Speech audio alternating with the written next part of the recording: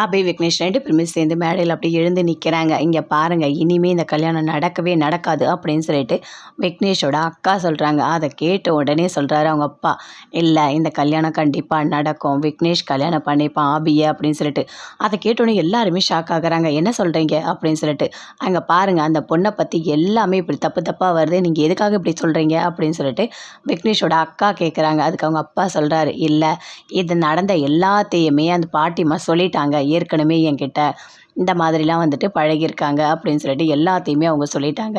அதனால் இதெல்லாம் தப்பாக எடுத்துக்க முடியாது" அப்படின்னு சொல்லிட்டு அவங்க அப்பா சொல்லிகிட்டே இருக்காரு. எல்லாருமே பார்க்குறாங்க. சரி, இந்த கல்யாணம் பண்ணலாம் அப்படின்னு சொல்லிட்டு பேசுகிறாரு. மறுபடியும் ஒரு சீன் வருது. அப்போ கரெக்டாக ராகவ் வந்து அப்படியே அபியை தூக்கிட்டு ரூம்குள்ளே போகிறாரு. அதை பார்த்த உடனே இன்னும் கோவம் அதிகமாக வருது. "என்னப்பா, எல்லாமே தெரியும்னு சொன்னீங்க, இப்போ இங்கே என்ன நடக்குது?" அந்த ரூம்குள்ளே அவன் தூக்கிட்டு போகிறான். "இதெல்லாம் நல்லாவா இருக்குது? இன்னமும் நீங்கள் இந்த கல்யாணம் நடக்கணும்னு சொல்லுவீங்களா என்ன?" அப்படின்னு சொல்லிட்டு பயங்கரமாக அவங்க பொண்ணு திட்டுறாங்க. இல்லை, இதை பற்றி எதுவுமே அவங்க சொல்லவே இல்லை. கண்டிப்பாக இனிமே இந்த கல்யாணம் நடக்கவே நடக்காது அப்படின்னு சொல்கிறாரு. "இங்கே பாரு விக்னேஷ், இந்த கல்யாணம் நமக்கு வேண்டவே வேண்டாம். அந்த பொண்ணு நமக்கு வேண்டவே வேண்டாம். வா" அப்படின்னு சொல்லிட்டு அவங்க அக்கா கூப்பிடுறாங்க. "அக்கா, இது வந்தாலும் கொஞ்சம் யோசிச்சு பேசுக்கா, கொஞ்சம் பொறுமையாக இருக்கா" அப்படின்னு சொல்கிறாரு. "இங்கே பாரு, இதுக்கும் மேலே நம்ம பொறுமையாக இருக்கணுமா என்ன?" அப்படின்னு சொல்லிட்டு பயங்கர கோவமாக அவங்க அக்கா திட்டிகிட்டே இருக்காங்க.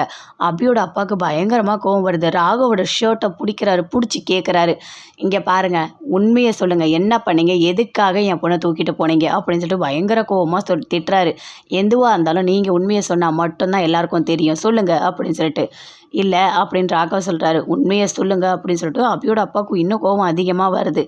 "இதுக்கும் மேலே இங்கே நின்னா நல்லா இருக்காது. வேண்டாம் இந்த பொண்ணு" அப்படின்னு சொல்லிட்டு விக்னேஷ், அவங்க அக்கா, அப்பா எல்லாருமே சேர்ந்து மண்டபத்தை விட்டு வெளியே போகிறாங்க. வெளியே போனோடனே கோவமாக வருது. "சொல்லுங்கள், நடந்த எல்லாத்தையும் சொல்லுங்கள்" அப்படின்னு சொல்கிறாரு. அபியோட அப்பா சொல்கிறாரு. ஆனால் ராகவ் வந்து "இது எல்லாமே எதிர்பாராதான் நடந்தது" அப்படின்னு சொல்கிறாரு. என்ன எதிர்பாராத நடந்தது? அபி, நீ சொல்லு.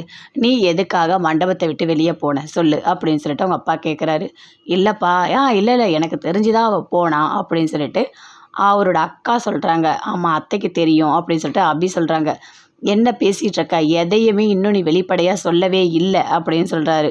"இங்கே பாருங்க, தயவு செய்து நான் சொல்கிறத கேளுங்க.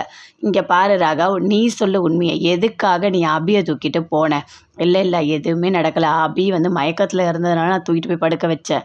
இது எதுவுமே நம்புற மாதிரி இல்லை. நீ என்ன பண்ணுற? இதுக்கு பரிகாரம் நீ தான் பண்ணணும். நீ தான் அபியை கல்யாணம் பண்ணணும் அப்படின்னு பாட்டி சொல்கிறாங்க. "இங்கே பாருங்க பாட்டி, அபியை பற்றி எதுவுமே தெரியாமல் கல்யாணம் பண்ணணும்னு சொல்லாதீங்க. தயவு செய்து நான் கல்யாணம் பண்ண மாட்டேன்" அப்படின்னு ராகவ் சொல்கிறாரு.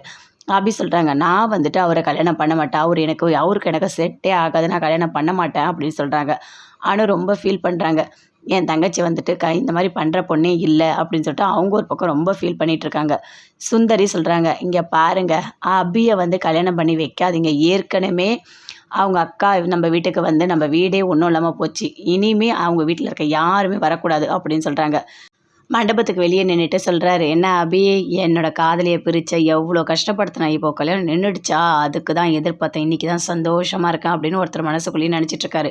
"இங்கே பாரு ராகவ், நீ தான் தாலி கட்டணும்" அப்படின்னு சொல்லிட்டு பாட்டி சொல்கிறாங்க.